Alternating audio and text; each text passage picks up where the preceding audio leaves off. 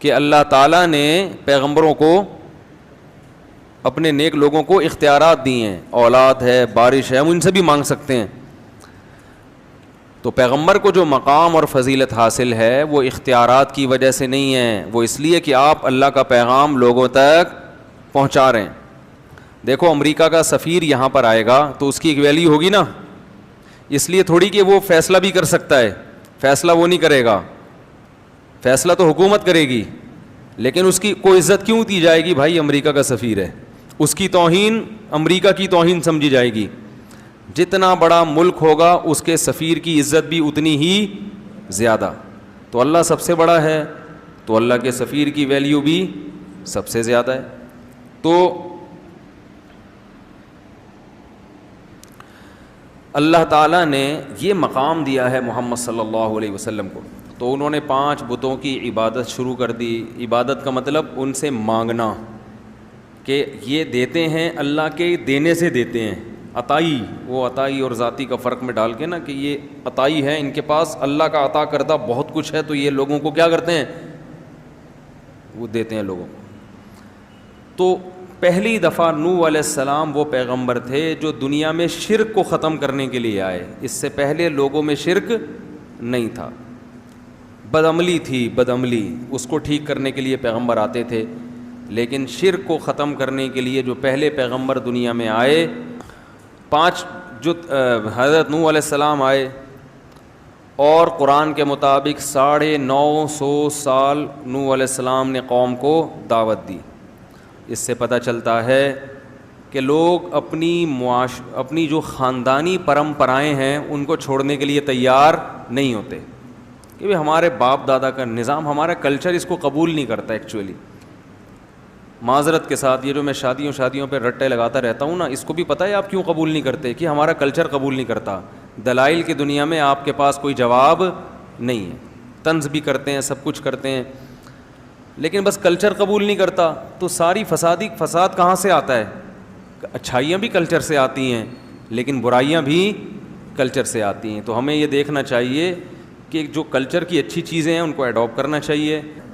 تو نوح علیہ السلام نے 950 سال دعوت دی ہے. 40-50 سے زیادہ لوگ ایمان نہیں لائے، 40-50.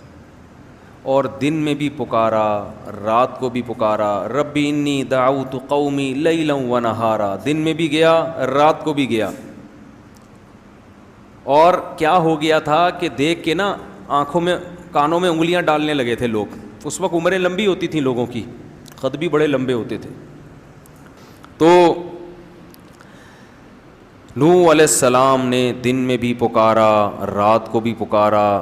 رب انی دعوت قومی لیلا ونہارا فلم یزدہم دعائی الا فرارا. نفرتیں کم ہونے کے بجائے بڑھتی گئیں، کیونکہ پیسے نہیں دے رہے تھے نا.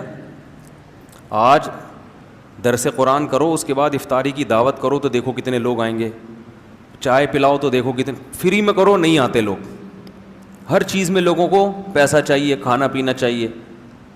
تو کیونکہ پیسے نہیں دے رہے تھے تو لوگوں کو آپ کی دعوت سمجھ میں نہیں آ رہی تھی. بالآخر ایک وقت آیا. اب میں تھوڑے سے وہ کلام پڑھ کے سناتا ہوں. اللہ تعبدوا الا اللہ. آواز گونج رہی ہے، مجھے سمجھ میں نہیں آ رہی، پتہ نہیں آپ لوگ کو کیسے. اس کو ذرا کنٹرول کریں بھائی آواز کو.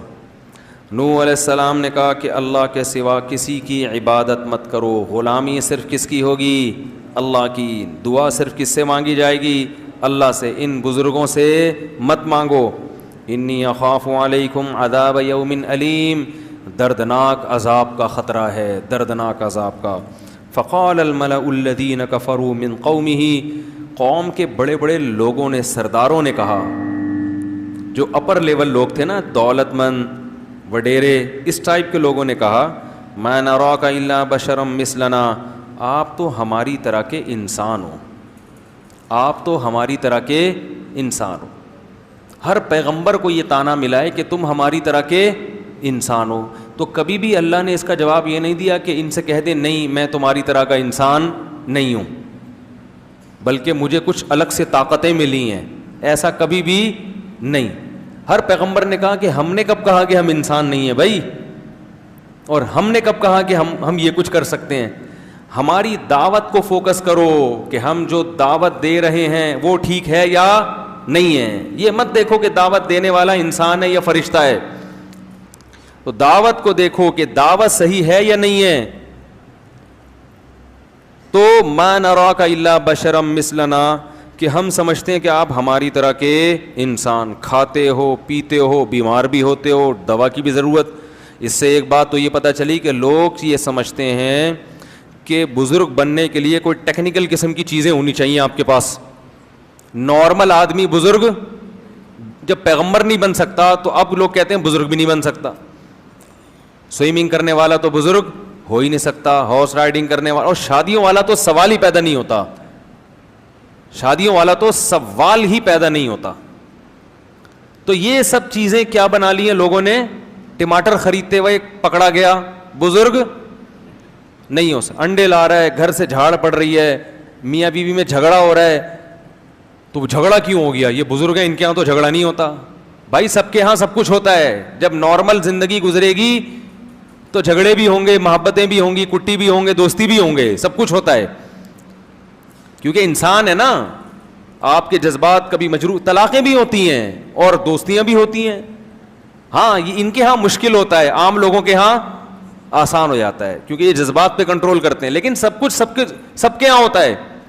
بیمار بھی ہوتے ہیں, تکلیف بھی ہوتی ہے, اور تکلیف میں ہائے ہوئے بھی کرتے ہیں. تو نوح علیہ الصلاۃ والسلام نے سمجھایا تو قوم کیا کہتی ہے؟ ما نراک. ہاں تو میں بتا رہا تھا پیغمبر بھی بشر ہوتے تھے. ما لہذا الرسول یاکل الطعام ویمشی فی الاسواق. نبی کو پتہ ہے کیا تانے دیتے تھے مشرکین؟ یہ کیسا, یہ تو سید الانبیاء ہے, یہ تو تمام پیغمبروں کا سردار ہے. یاکل الطعام, یہ تو کھانا بھی کھاتا ہے. ویمشی فی الاسواق, یہ تو بازار میں خریداری بھی کرتے ہیں.